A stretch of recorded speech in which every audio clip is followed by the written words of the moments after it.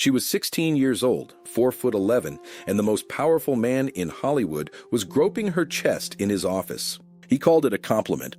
He said she sang from the heart, and to demonstrate where the heart was, his hand would land just there, every time. For years, her name was Judy Garland.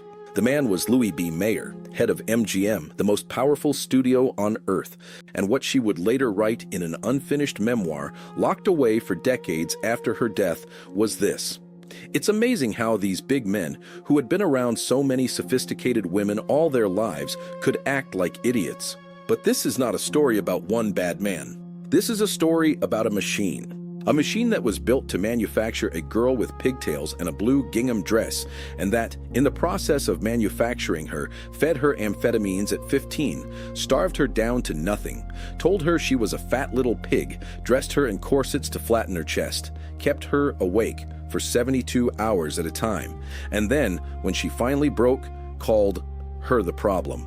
This is the story of what happened to Judy Garland behind the scenes. Before we move further, if you enjoy stories like this, don't forget to subscribe to our channel. And let us know in the comments which country you're watching from. Now, let's get back to the video. And the part nobody likes to talk about, the part that should make you furious, is that most of it started before MGM ever touched her.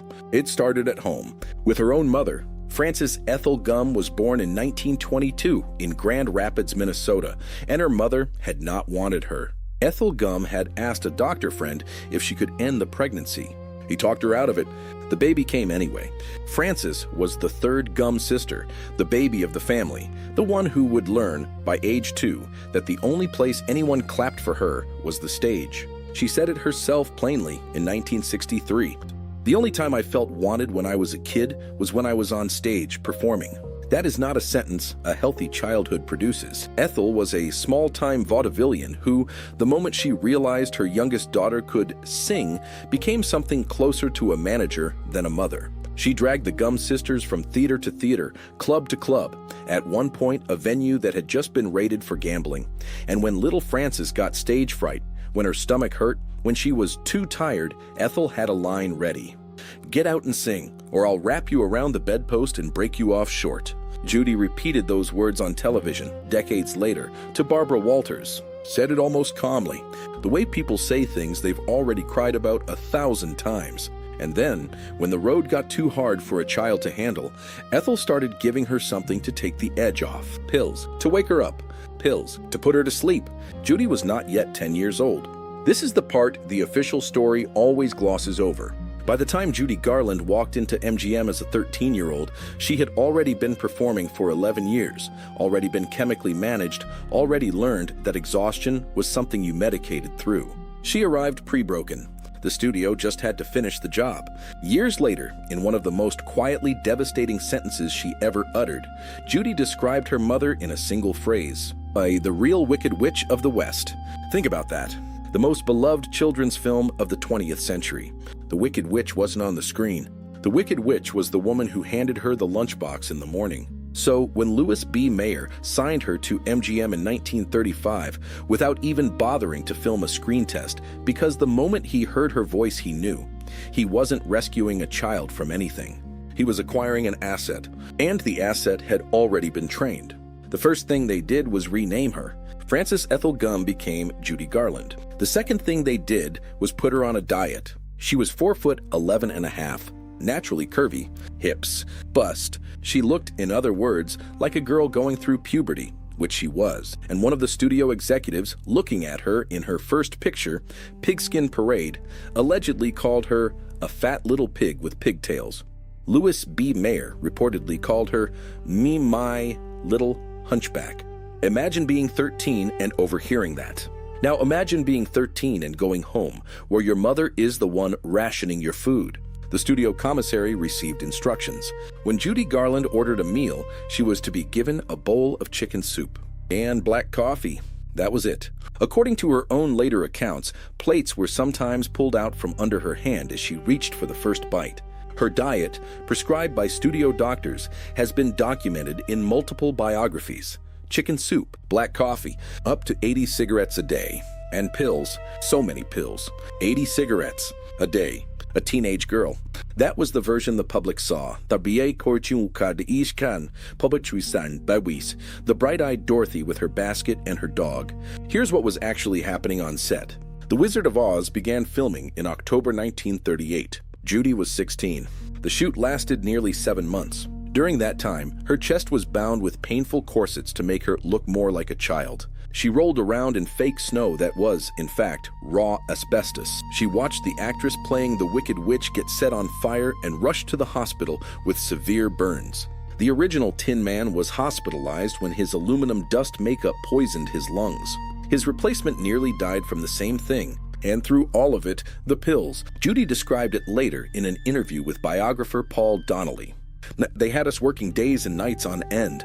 They'd give us pills to keep us on our feet long after we were exhausted.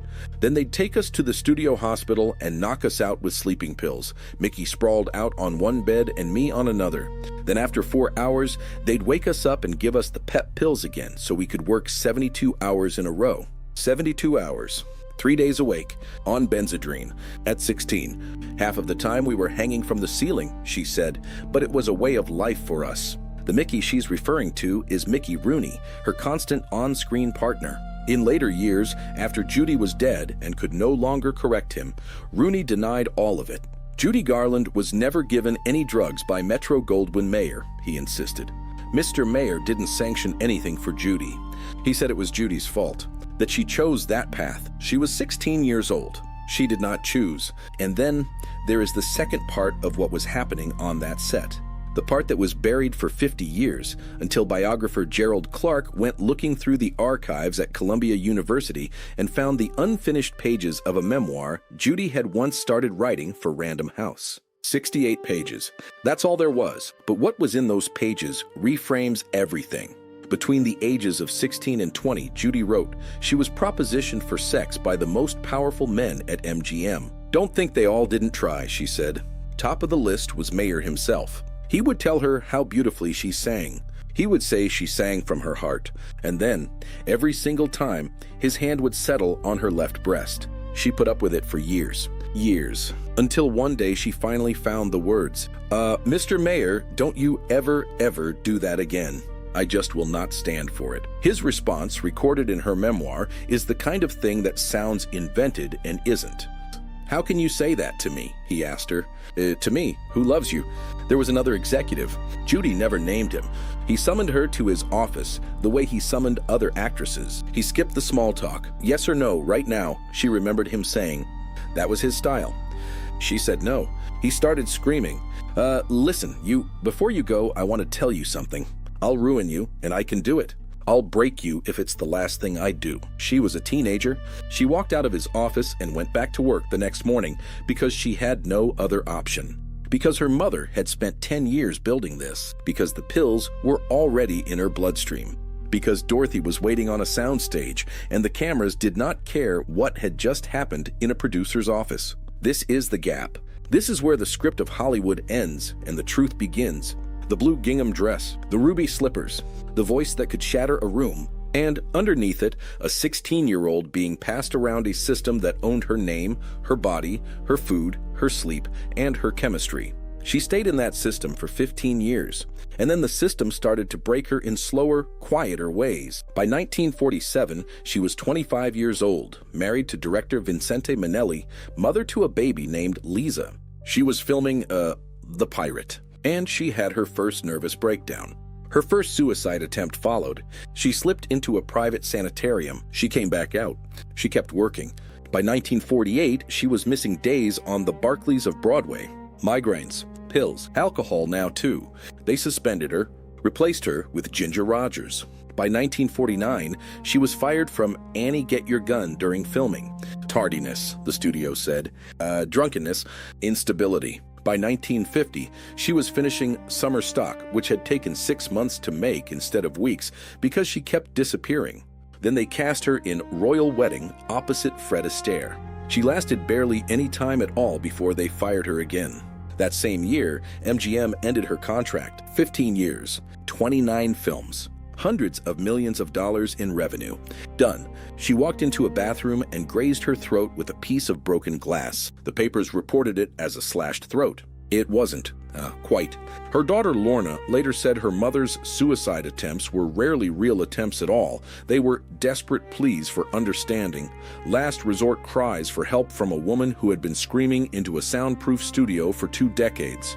Her third husband, Sid Luft, would later claim she tried to take her own life roughly 20 times during their 13-year marriage. Once she came to him bleeding and said, with strange politeness, "Look, darling, what I've done." She was 30 years old. What followed was a string of comebacks so improbable they bordered on the miraculous. The Palladium in London in 1951, the Palace Theatre in New York, A Star is Born in 1954, where she gave a performance so devastating she should have walked away with the Oscar. Groucho Marx called it the biggest robbery since Brinks. There were 2 more children, Lorna, Joey.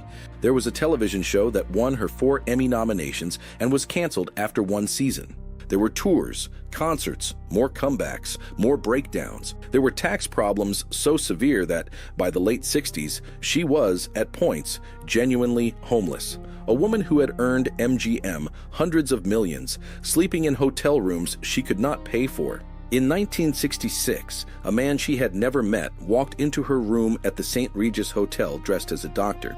He was not a doctor. He was a nightclub manager named Mickey Deans, and a mutual acquaintance had asked him to deliver a package of stimulants to Judy. That is how she met her 5th and final husband. They were married in March 1969. She told the press, finally, I am loved." Eliza did not come to the wedding. "I can't make it, Mama," she told her mother on the phone. But I promise I'll come to your next one." Quaglino's, the London restaurant booked for hundreds of guests, was nearly empty.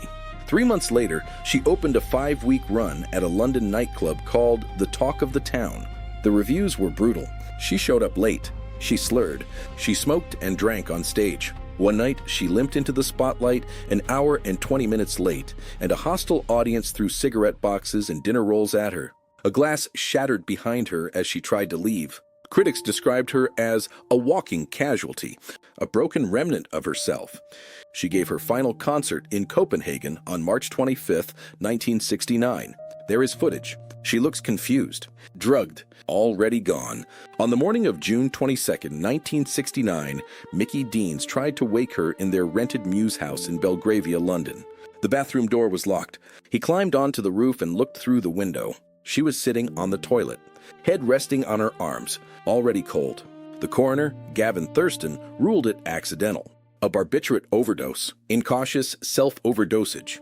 The pills had been taken over time, not all at once. There was no suicide note. There was no panic. Just a body, finally still. She was 47 years old. She had been on prescription drugs for 37 of those years. 6 days earlier, she had given her last public performance. A bottle of 25 barbiturates was on her nightstand, half empty. Another bottle of 100 was unopened. When her body was flown back to New York, an estimated 20,000 people lined up outside the funeral home. The chapel stayed open all night. James Mason gave the eulogy. Judy's great gift, he said, was that she could wring tears out of hearts of rock. Her Wizard of Oz co-star Ray Bolger, the Scarecrow, said something simpler. She just plain wore out. Her funeral was on June 27, 1969. The next night, on the other side of Manhattan, a group of patrons at a gay bar called the Stonewall Inn rose up against a police raid. Some say the grief over Judy was part of what lit the fuse.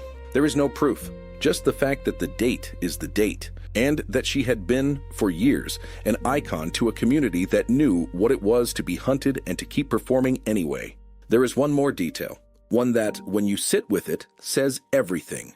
When MGM put her on her final round of pills during the filming of A Star is Born in 1954, a film that almost didn't happen, that they almost couldn't finish, a crew member later told Roger Ebert what had happened behind the scenes. Judy had come to the set clean. They had pushed her hard. The schedule had slipped. And so the studio's solution, the one they reached for again, was the same solution they had reached for when she was 16. They were going back, the crew member said, to the same so-called solution of 10 or 15 years ago. That is the haunting part. They knew. They knew what the pills did to her. They knew what they had done to her in 1938. And in 1954, with the cameras running and a budget bleeding out, they did it again because the machine did not care. She had once said, in an interview late in life, "I've always taken the Wizard of Oz very seriously, you know. I believe in the idea of the rainbow, and I've spent my entire life trying to get over it. Trying to get over it." That is the real legacy. Not the ruby slippers, not Dorothy, not the song. The legacy is a 47-year-old woman alone in a London bathroom who had been trying since she was 2.5 to get out from under a stage her mother put her on, a studio that owned her, and a country that loved her too much to ever ask if she was all right. Somewhere over the rainbow. She never quite made it.